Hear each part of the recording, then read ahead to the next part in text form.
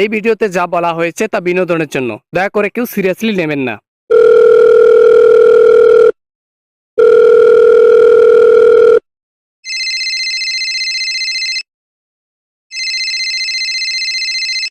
Hello, আসসালামু আলাইকুম ওয়া রাহমাতুল্লাহি ওয়া বারাকাতু। আমি আসিফ মাহমুদ বলতেছিলাম, বাংলাদেশ ক্রীড়া উপদেষ্টা। আপনি কে বলছেন? হ্যালো। ওয়ালাইকুম আসসালাম ওয়া রাহমাতুল্লাহি ওয়া বারাকাতু। আমি সাকিব আল হাসান বলতেছিলাম, বিশ্বের সেরা অলরাউন্ডার, যার হাতের বল পুরো পৃথিবীর ব্যাটসম্যানেরা কাঁপে। তাই নাকি? যাই হোক, নিজের ঢোল নিজে পেটাইলে দুর্নামটা আরো বেশি হয়। এজন্য বলি কি, কেন ফোন করছেন আপনি? এই সময় কন্ট্রোভার্সি, আপনি কেন ফোন করছেন? ফোন করেছি কারণ ওই যে অপরাধ স্বীকার করলা।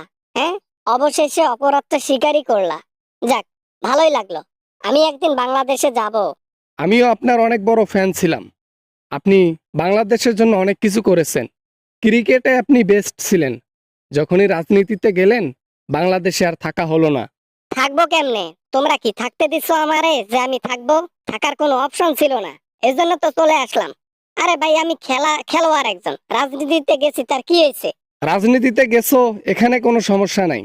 রাজনীতিতে গিয়ে তুমি হাসিনার পা চাটছো, হাসিনার অন্যায় কাজ করছো, হাসিনা যা বলেছে তাই করেছো। এখন তো তোমরা সবাই মিস করতেছো, বাংলাদেশ এশিয়া কাপে ঠকলো। কেন ঠকলো? আমার মতো প্লেয়ার যদি আজকে বাংলাদেশে থাকতো, তাহলে এই দুর্দশা হইতো না। নিজের ঢোল নিজে একটু কম করে পিটান। জাতীয় দলে খেলার সময় যে কয়টা এশিয়া কাপ আর কয়টা বিশ্বকাপ, কয়টা ওয়ার্ল্ড কাপ, কয়টা কাপ আনছেন, সেটা আমরা ভালো করেই জানি। আর বলতে হবে না। আমার ফ্যান ফলোয়ার যেগুলা বাংলাদেশে আছে, ওগুলা আমার ভালোবাসার মানুষ। তারা আমাকে ছাড়া ক্রিকেট বোঝেই না, ক্রিকেট আমাকে ছাড়া চায় না। সবাই তো আপনার উপরটা জানে, ভিতরটা তো কেউ জানে না। সেটা তো আমরাই জানি। আর অনেক লোক জানে। যারা বুঝে তারা বুঝে, যারা বুঝে না তারা বুঝে না। যাই বলো আর তাই বলো, আমার দেশে আমি একদিন যাব, সেটা দেখে নিও। আমি যাব মানে যাব, বাংলাদেশে গিয়ে আবার জাতীয় দলে খেলবো, এটা আমার ওয়াদা। আসেন আসেন, তাড়াতাড়ি আসেন। আপনাদের জন্য দর্শক অপেক্ষা করতেছে, জনগণ অপেক্ষা করতেছে। আওয়ামী লীগের নেতাকেতার জন্য। ক্রিকেটার ছিলা, ভালো ছিলা, নেতা হইছো কেন? সেটা তোমাকে বলতে হবে না।